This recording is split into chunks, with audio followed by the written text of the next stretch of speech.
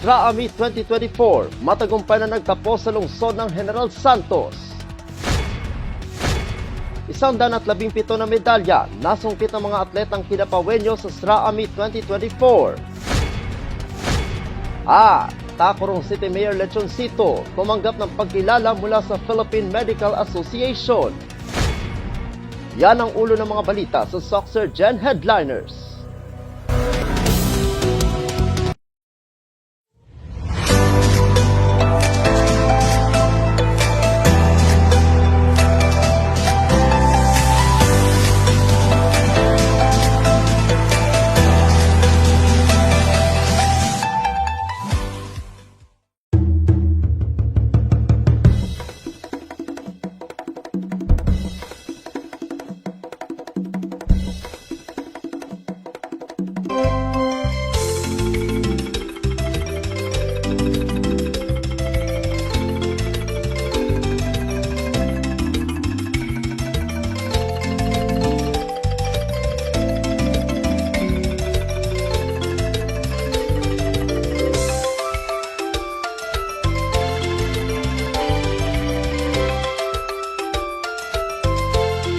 Magandang araw, South Central Mindanao. Narito na ang mga pangunahing balita sa Soxergen Headliners ngayong Mayo 18, taon 2024.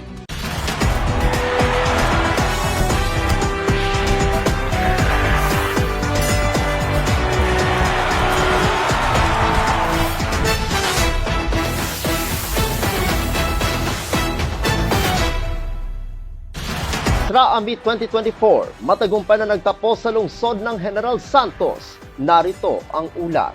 Kahapon, ika-17 ng Mayo taong kasalukuyan ay naging masigla ang pagtatapos ng Soxergen Regional Athletics Association o SRAA Meet 2024 na ginanap sa lungsod ng General Santos. Nagtipon-tipon ang mga batang atleta mula sa mga lungsod at munisipalidad ng Region 12 noong nakaraang linggo upang maglaban-laban sa iba't ibang mga sport competition at sa nasabing closing ceremony ay isinagawa ang awarding para sa kabuuan ng patimpala.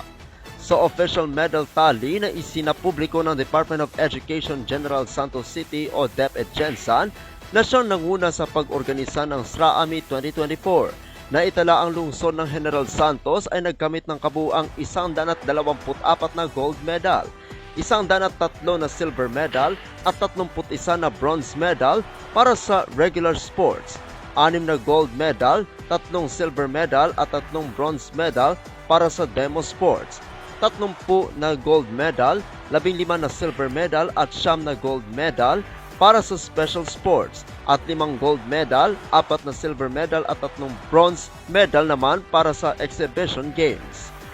Lubos ang pasasalamat ni DepEd Regional Director Carlito D. Rocafort sa lungsod ng General Santos para sa mainit na pagtanggap nito sa mga bisitang atleta, coaches at mga magulang. At sa kanyang mensahe ay inilahad niya ang kanyang kagalakan para sa matagumpay na pagtatapos ng SRAA Meet 2024. Dumalo rin sina Lone District Representative ng lungsod ng General Santos, Representative Attorney Loreto Acharon, at General Santos City Mayor Lorely Geronimo Pacquiao sa pagtatapos kasama ang mga pinuno ng ika-20 na sangguniang panglungsod at mga pinuno ng iba't ibang munisipalidad sa Region 12. Ayon pa kay Mayor Pacquiao na lahat ay sabay-sabay na aangat. Iisa ang ating dugo, iisa ang ating pinaglalaban, ang tagumpay ng Soxergen. Ang tahanan ng mga mahuhusay, ang tahanan ng mga kampyon. Ang mga nanalo sa natapos na SRAA Meet 2024 ay lalaban sa palarong pambansa na gaganapin sa lungsod ng Cebu ngayong darating na Hulyo. Ang SRAA Meet 2025 naman ay gaganapin sa lungsod ng Coronadal. Ako ang inyong kaibigang Apolinario Terdi Valencia para sa Soxergen Headliners. 117 na medalya nasungkit ng mga atletang kinapawenyo sa SRAA Meet 2024. Narito ang ulat. Muling nagpamalas ng kanilang galing sa iba't ibang larangan ng palaro ang mga atletang kinapawenyo sa katatapos lang ng Soxergen Regional Athletic Association Meet 2024 kahapon, ika-17 ng Mayo taong kasalukuyan sa lungsod ng General Santos. Umaabot sa 33 gold medals, 31 silver medals at 53 bronze medals ang naiuwi ng Kidapawan City Minas mula sa regular at demo sports, gayon din sa special at exhibition games. Matatanda ang malaking suporta ang ipinaabot ng lokal na pamahalaan ng Kidapawan at DepEd Kidapawan City Division para sa mahigit 700 mga partisipante ng SRAA. Maaalalang hiniininda ni City Mayor Attorney Jose Paulo M. Evangelista at ng iba pang mga local officials ng lungsod ang pabago-bagong lagay ng panahon, kasabay ng pagbubukas na nabanggit na palaro. Pasasalamat naman ang ipinaabot ng mga atleta, coaches, officiating officials sa lahat ng suporta, tulong at gabay na ibinigay ng LGU Kidapawan, lalo na sa pansamantalang pananatili nila sa mga gaming venues.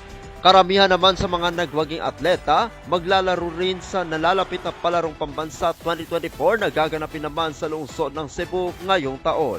Ako ang inyong kaibigang Apolinario Terry Valencia para sa Socksurgeon Headliners. Para sa uling balita, Tacurong City Mayor Lechoncito tumanggap ng pagkilala mula sa Philippine Medical Association.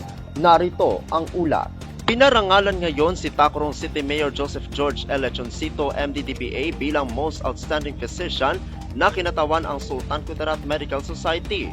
Ang parangal ay ibinigay ngayong araw ng Philippine Medical Association at PMA Foundation para sa Professional Medical Advancement para sa 117th Annual Convention and Scientific Meeting ng Philippine Medical Association sa SMX Convention Center sa Clark, Lalawigan ng Pampanga.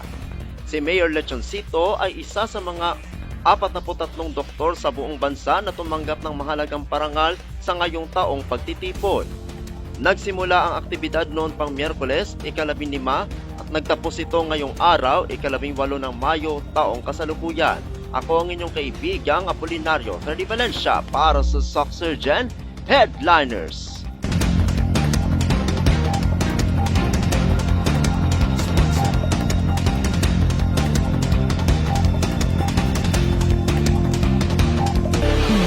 At yan ang kabuuan mga balita sa araw na ito.